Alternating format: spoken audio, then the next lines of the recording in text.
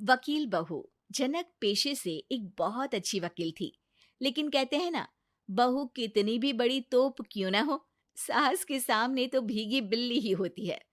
अरे जनक, क्या बात है? आज रोटी नहीं मिली अभी तक।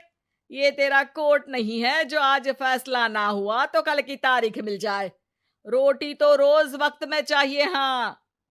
माँ जी, रोटी तो कब की बन गई। मैंने आपको कहा तो खाना खाने के लिए, आपने शायद सुना नहीं होगा। ओहो हो, जज नहीं हूं मैं तेरे कोर्ट की, सास हूं सास। कोई दलील फालतू की मत देना यहाँ। बहुत जानती हूं मैं इन वकीलों को। अपनी बात ऊपर रखने के लिए झूठ बोलने में जरा भी नहीं सोचते। तभी वहां जनक के ससुर आ जाते हैं। अरे भाग्यवान, क्यों बेचारी के काम को कोसती रहती है हमेशा। मैं भी तो था वहां जब ये आई थी तुझे रोटी खाने को बुलाने के लिए। सास को तो अब गुस्सा आ जाता है कि कैसे किसी ने बहू की साइड ले ली। अरे वाह जी वाह। वो तो मैं जानती थी कि कोई ना कोई गवाह तो ये पेश कर ही देगी। पर मैं तो अब सीधा खाना खाकर सोने जाऊंगी। मुझे आदत नहीं है किसी से बहसा बहसी करने की। पता नहीं कैसे ये वकील इतना दिमाग लगाकर खुद तो झूठ बोलते ही हैं, साथ में झूठे गवाह भी ले आते हैं। जनक को सास के ताने सुनने की अब आदत सी पड़ जाती है। एक दिन जनक वकील की ड्रेस पर काला कोट पहनकर कोर्ट के लिए निकल ही रही होती है कि अरे कहाँ चली काला कौवा बनकर? टोक दिया ना। अब कोर्ट तो वकील वाली ड्रेस पहनकर ही जाऊंगी ना। वाह भाई वाह, दामिनी तो मैंने भी देखी है। सन्नी पाजी ने ऐसा ही कोट पहना था और कहा था कि तारीख पर तारीख, तारीख पर तारीख। मतलब कि कोई बात करनी है तो बोलिए, वरना वक्त नहीं है मेरे पास खराब करने के लिए। अरे पता नहीं तुझ में क्या देखा मेरे बेटे ने, सारा दिन वकीलों वाली बहस करती है, भोली भाली सास के साथ।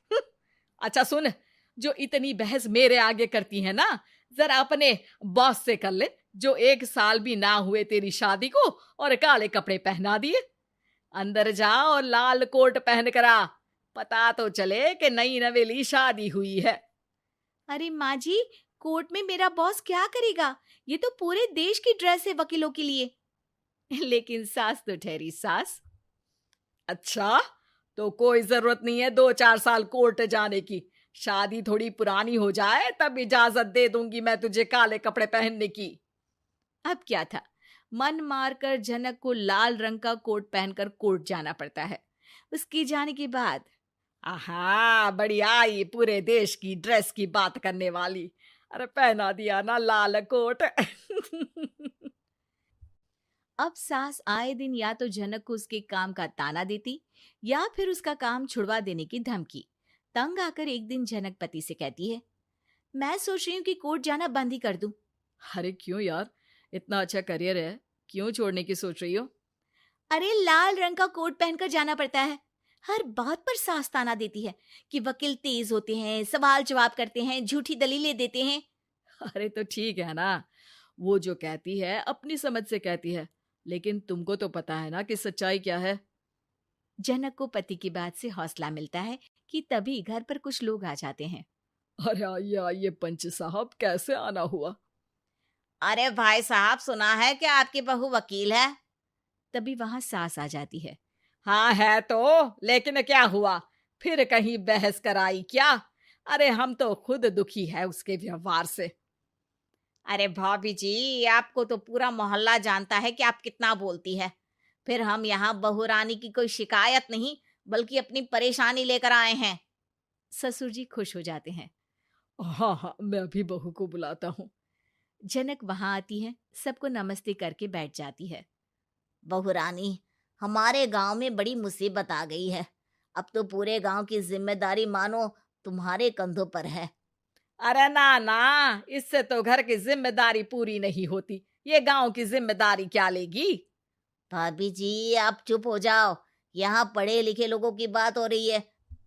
आप जाओ, जरा रसोई से सबके लिए चाय लेकर आओ। मैं कॉफी लूंगी। हाँ हाँ, वकील साहिबा के लिए कॉफी। सास सर पैर सब पटक कर वहां से निकल जाती है। बहू, गांव में पानी नहीं आ रहा है, पड़ोसी राज्य ने हमारा पानी रोक रखा है। इसका मामला तो बड़े कोर्ट में चलेगा पंच जी, लेकिन ऐसा क्यों? वो राज्य हम लोगों से पानी के पैसे मांग रहा है। अब आधे गांव में पानी की सप्लाई खत्म हो गई है बहुरानी। अच्छा पंच साहब, बात गांव की है तो मैं जरूर केस लड़ूंगी। यहाँ एक बार फिर सास की एंट्री हो जाती है। अरे वाह जी वाह, ये काम करवा लो, आप हमारी बहू से बहुत अच्छा करती है। मैं हूं सीधी सादी सास। इस लड़की ने कैसे लड़ लड़ कर मुझे साइड कर रखा है, ये तो अब आपको पता चल ही जाएगा। अरे भाभी जी, आपकी आवाज तो पूरे गांव को सुनाई पड़ती है जब आप बहू रानी को सुंदर वचन सुना रही होती हैं। अरे वकील बहू मिली है, फक्र करो फक्र। हाँ जी हाँ, सारी फकर तो हम लोग ही करें। खैर, अब जो केस लड़ेगी और पानी गांव में आ जाता है तो पंच साहब लिख कर देना होगा कि हैंड पाइप में सबसे पहले मेरी बाल्टी और घड़ा भरेगा। अरे फिर तो हम बहू रानी के नाम पर घर पर ही सप्लाई दे देंगे, लेकिन ये इतना आसान नहीं है। बहू, गांव के पास अभी वकील करने की भी पैसे नहीं है तो। अरे पंच साहब, ये मेरे गांव का मामला है, मैं आपसे एक भी पैसा नहीं लूंगी। सास को बहू की बात पर गुस्सा आ जाता है, लेकिन सबके जाने के बाद झनक मन लगाकर गांव की परेशानियों को दूर करने में लग जाती है। और वो दिन भी आता है कि झनक केस जीत जाती है। अरे आज तो प्लम्बर आकर घर तक पाइप लगा गया है। खुश हो जाओ, मेरे कारण तुम लोगों को घर के अंदर ही पानी मिल जाएगा।